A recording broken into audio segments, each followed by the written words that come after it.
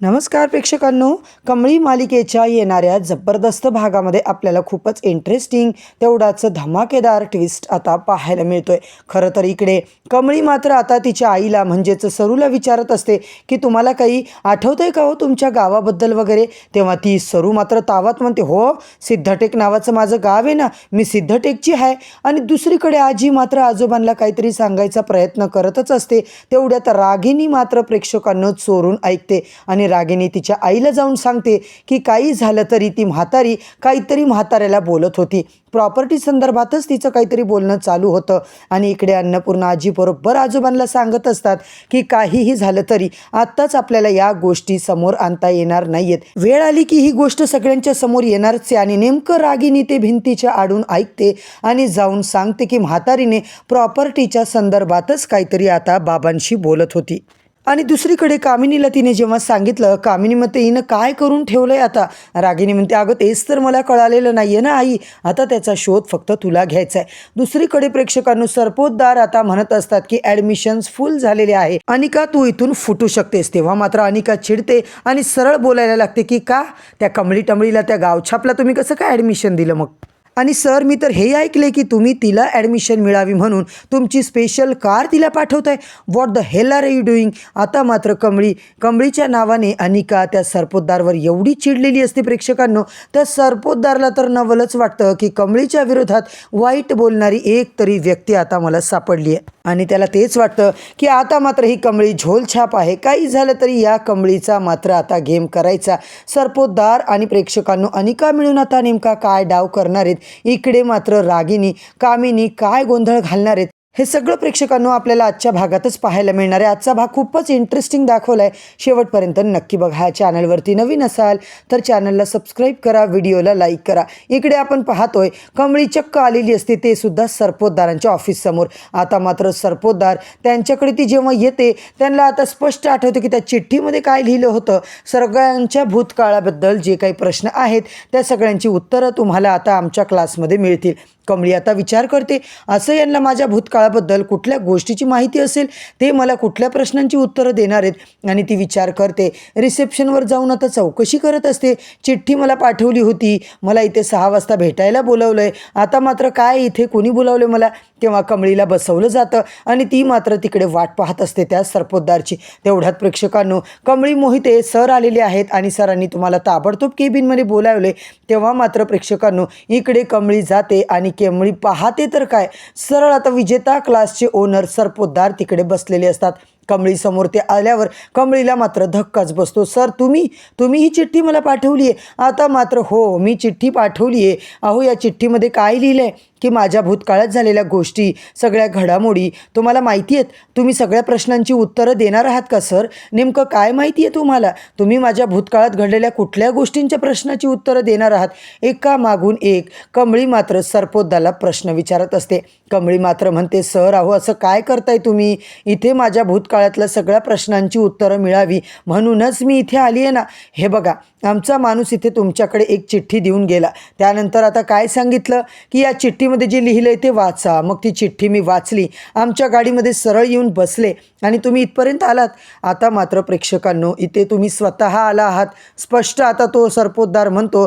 आणि कमळी मात्र म्हणते, सरळ सरळ तुम्ही माझी फसवणूक केली आहे सर, तुम्ही अशा पद्धतीने माझ्यासोबत नाही वागू शकत. इकडे मात्र फसवणूक केली आहे तुम्ही, असं अजिबात मी सहन करणार नाही आहे. आता मात्र अहो मी कशाला तुमची फसवणूक करू, तुम्ही स्वतःच आलात माझ्या ऑफिसपर्यंत आलात ना. कमळी म्हणते, हे बघा सर, एक खोटं बोलण्यासाठी तुम्ही 10 खोटे बोलवू नका. खोटं बोलून खोटी चिठ्ठी देऊन तुम्ही मुळात मला इकडे बोलावले. आता मात्र तुम्ही काय बोलताय काय नाही सगळं मला सांगा, काय आहे तुम्हाला माहिती माझ्याबद्दल. तेव्हा मात्र आता आमच्या क्लासच्या बॅनरवर तुमचा म्हणजेच तुझा कमळी मोहितेचा फोटो आम्हाला हवा आहे. आता तो बोलत असतो, कमळी मात्र चिडते आणि रागात म्हणते, अजिबात शक्य नाही आहे. अगोदर मी तुम्हाला बऱ्याच गोष्टी सांगितल्यात, तेही स्पष्ट सांगितले. काही झालं तरी तुमच्या क्लासच्या बॅनरसाठी मी एकही फोटो देणार नाही आहे. तो म्हणतो मला आणि अजून काही गोष्टी ऐकायची अजिबात नाही ऐकायची सवय नाही आहे. माझा इगो दुखावला ना, जर मला कोणी नाही म्हटलं तर मी त्याचा होकार कसा मिळवायचा हे मला चांगलंच माहिती आहे. तो आता सगळ्या लोकांना सांगत असतो, हिला छान तयार करा, आपल्या क्लासेसचे काही पुस्तकं आहेत तिच्या हातामध्ये द्या, त्यानंतर हिचं फोटोशूट करा आणि हिचा फोटो मात्र आता विजेता क्लासच्या बॅनरवर लावा. कमळी मात्र स्पष्ट नकार देते.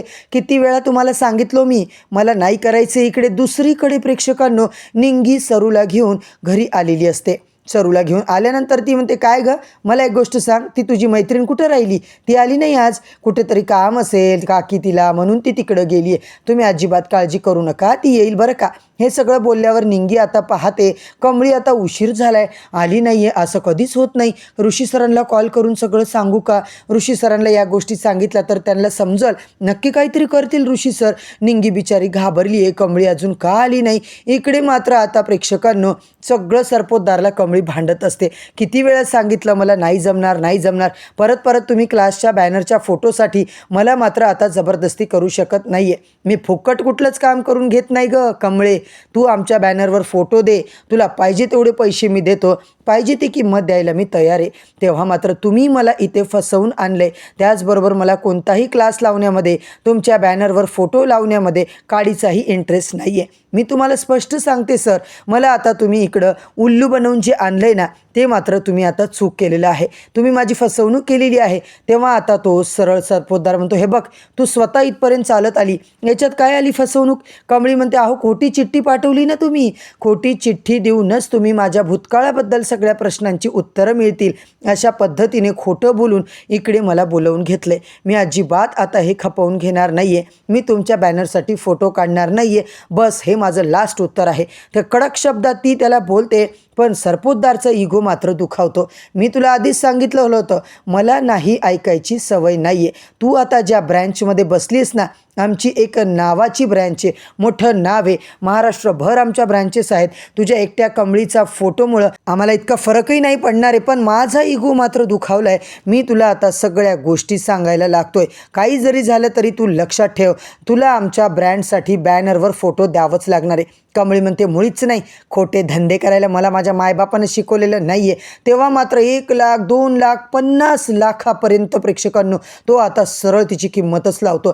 जोपर्यंत तुला मोजता येणार नाही ना, तोपर्यंत तू माझ्या चेकवर अमाऊंट भर. किती शून्य लावायची तेवढी शून्य लाव, पण तुला मी ब्लँक चेक देतोय आणि तुला पाहिजे तेवढी अमाऊंट तिथे भर. अगं 7 पुष्टे तुझे बसून खातील एवढी अमाऊंट तू भर, पण फोटो मात्र तुझाच लावायचा आहे. कमळी म्हणते, अहो काय करताय, चुकताय तुम्ही. असं लोकाला तुम्ही विकत घेऊ शकत नाही आणि कमळीला तर तुम्ही अजिबातच विकत घेऊ शकणार नाही. तुम्हाला ते परवडणारही नाही आहे. मी कमळी मोहिते आहे. कमळीला राग येतो. कमळी तडक उभी राहते प्रेक्षकांनो, आणि तुम्ही आम्हाला गरिबांना विकत घ्यायचा प्रयत्न करताय, गोरगरिबांच्या लेकरांचे पैसे उकळताय आणि आम्हाला खोटी आशा दाखवताय. माझा फोटो तुमच्या बॅनरवर लावून तुम्ही चक्क विद्यार्थ्यांची फसवणूक करायचा प्लॅन करताय ना. कमळीला खोटं जमत नाही, खोटं कमळी बोलत नाही आणि मी हे अजिबात करणार नाही आहे. मुंबई शहरामध्ये स्वतःची स्वप्न पूर्ण करायला आली आहेस तू, परकर पोरकं आणि 2 वेण्या घालणारी पोरगी. अगं एखाद्या भिकारड्यासारखी आहेस तू. फर्स्ट इयरच्या वर्गामध्ये तुझं फक्त मेरिट लिस्टमध्ये नाव आले, फर्स्ट रँकने इथे पास झाली आहेस, त्यामुळे तुला वाटतंय की तू खूप दीडशानी आहेस.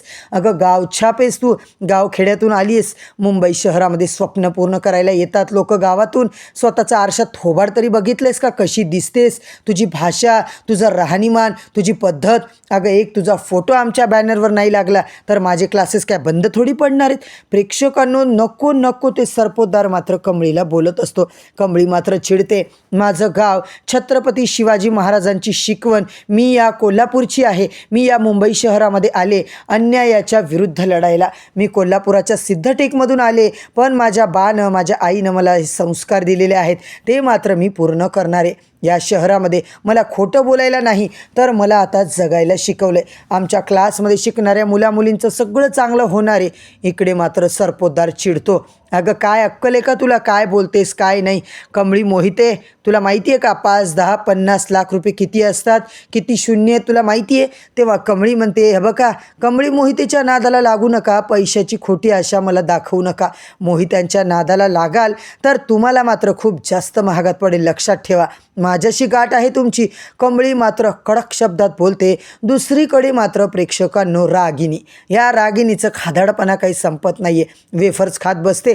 कामिनीला मात्र खूपच आता त्रास होत असतो.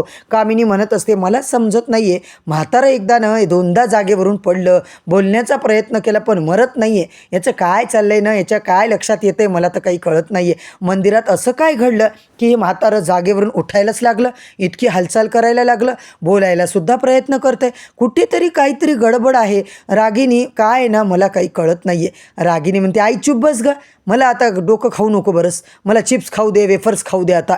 इकडे कामिनी मात्र म्हणते, अगं किती मूर्ख आहेस तू, तुमच्याचसाठी मी एवढा आकांतांडव करते आणि तू नुसती खात बस. तुला न खरंच आता वेड्यांच्या हॉस्पिटलमध्येच टाकायची वेळ आली आहे. रागिनी म्हणते, आई प्लीज काय बोलतीस तू? इकडे मात्र ती बोलते, हो बरोबर बोलते मी. तुला एक गोष्ट सांगू रागिनी, हे बघ काही जरी झालं तरी या सगळ्या गोष्टींचा सोक्ष मोक्ष आपल्याला लावायचा आहे. काय होतं आहे काय नाही, काय चाललं आहे? रागिनी मात्र म्हणते, तू कशाला आहेस? तू अजिबात काळजी करू नको, मला सांगतेस तू काळजी करू नको म्हणून या सगळ्या गोष्टींकडे तुला लक्ष द्यायचं आहे. तुला लक्ष देऊन नेमकं कुठे काय चाललं आहे हे तुला पाहायचं आहे. तुझ्या लक्षात येत नाही का गं हे सगळं?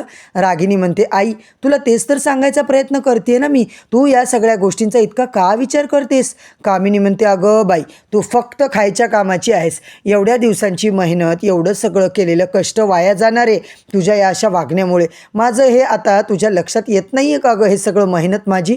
रागिनी म्हणते, आई प्लीज ना, बडबड बंद कर, मला वेफर्स खाऊ दे बरं, मला एन्जॉय करू दे आता, मला एन्जॉय करताना तुला ना देखवतच नाही. कामिनी म्हणते, अगं डोक्यावर पडली आहेस का तू? वेडी आहेस का तू? या सगळ्या गोष्टींचं काय तू सोक्षमोक्ष लावायला हवा आहे ना. त्याबरोबर तो म्हातारा इथे नेमकं कशामुळे बरा होतोय, काय चाललं आहे हे सुद्धा आपल्याला बघायचं आहे. तर या घरामध्ये ती महामाया, त्याचबरोबर अधूनमधून ती गावछापसुद्धा येत असते. कमळी त्या म्हातारड्याची खूप जास्त काळजी घेते. तुला कळत नाही का रागिनी?